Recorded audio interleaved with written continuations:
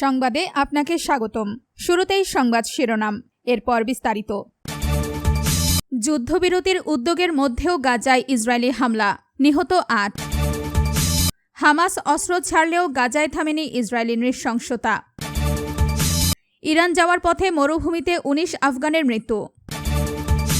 যুক্তরাষ্ট্রকে কঠোর জবাবের হুঁশিয়ারি ইরানের। আপনি যদি মুসলিমদের পাশে থাকতে চান তাহলে ভিডিওতে লাইক করে চ্যানেলটি অবশ্যই সাবস্ক্রাইব করে দিবেন। এখন বিস্তারিত। হামাসের ২ কমান্ডারকে হত্যার দাবি ইসরায়েলের। ফিলিস্তিনের অবরুদ্ধ গাজায় বিমান হামলায় উপত্যকাটির প্রতিরোধ আন্দোলন হামাসের ২ কমান্ডার নিহত হয়েছেন বলে দাবি করেছে ইসরায়েলি সামরিক বাহিনী। রোববার ২ আগস্ট এক প্রতিবেদনে এই তথ্য জানিয়েছে কাতার ভিত্তিক সংবাদ মাধ্যম আল জাজিরা। ইসরায়েলি সেনাবাহিনীর আইডিএফ ভাষ্য অনুযায়ী শনিবার ১ আগস্ট দক্ষিণ গাজায় চালানো এক বিমান হামলায় হামাসের নুখবা বিশেষ বাহিনীর সেল কমান্ডার সালেম জামাল আবদ আল রহমান আবু লাবাদ নিহত হয়েছেন।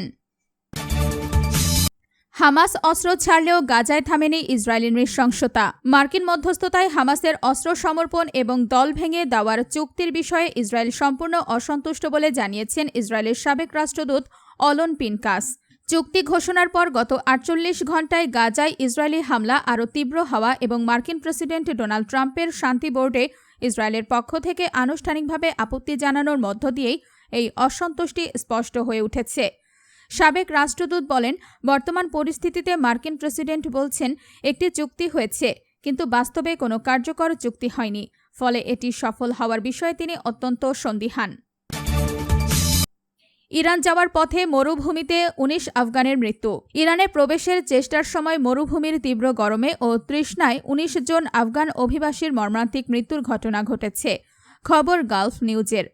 আফগানিস্তানের দক্ষিণ পশ্চিমাঞ্চলের নিমরোজ প্রদেশের স্থানীয় কর্তৃপক্ষ জানিয়েছে, দেশটির উত্তর পশ্চিমাঞ্চলের বাদঘিস প্রদেশ থেকে আসা ওই ১৯ জন পুরুষ অবৈধভাবে সীমান্ত পেরিয়ে ইরানে যাওয়ার চেষ্টা করছিলেন, কিন্তু পথিমধ্যে তীব্র গরম ও পানির অভাবে তারা মরুভূমিতে আটকা পড়েন এবং তৃষ্ণা ও তাপজনিত কারণে মারা যান।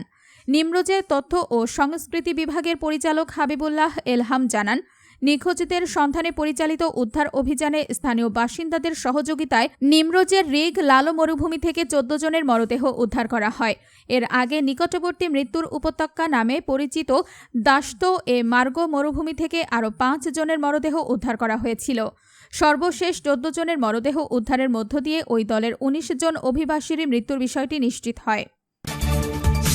যুক্তরাষ্ট্রকে কঠোর জবাবের হুঁশিয়ারি ইরানের। যুক্তরাষ্ট্রকে সতর্ক করে ইরান বলেছে, তারা কোনো ধরনের সাহসী বা উস্কানিমূলক পদক্ষেপ নিলে এর কঠোর জবাব দেওয়া হবে। মার্কিন প্রেসিডেন্ট ডোনাল্ড ট্রাম্প নতুন করে হামলার হুমকি বাস্তবায়ন করলে দৃঢ়ভাবে পাল্টা ব্যবস্থা নেবে বলেও জানিয়েছে তেহরান। খবর আল আরাবিয়ার। শনিবার ১ আগস্ট তুরস্ক ও পাকিস্তানের শীর্ষ কর্মকর্তাদের সঙ্গে পৃথক ফোন আলাপে ইরানের পররাষ্ট্রমন্ত্রী আব্বাস আরাগচি এই হুঁশিয়ারি দেন। এর কয়েক ঘণ্টা আগে কুয়েতের সেনাবাহিনী জানিয়েছিল, ইরান থেকে ছোড়া কয়েকটি ড্রোন তারা ধ্বংস করেছে, যেগুলো গুরুত্বপূর্ণ স্থাপনাগুলো লক্ষ্য করে পাঠানো হয়েছিল। পাকিস্তানের সেনাপ্রধান ফিল্ড মার্শাল আসিম মুনির এবং তুরস্কের পররাষ্ট্রমন্ত্রী হাকান ফিদানের সঙ্গে ফোন আলাপে আরাগচি বলেন, ইরান যে কোনো আগ্রাসনের জবাব দেবে। তিনি যুক্তরাষ্ট্রের অস্থিতিশীলতামূলক কর্মকাণ্ড এবং এর ফলে আঞ্চলিক নিরাপত্তা পরিস্থিতি আরও খারাপ হওয়ার আশঙ্কা নিয়েও আলোচনা করেন।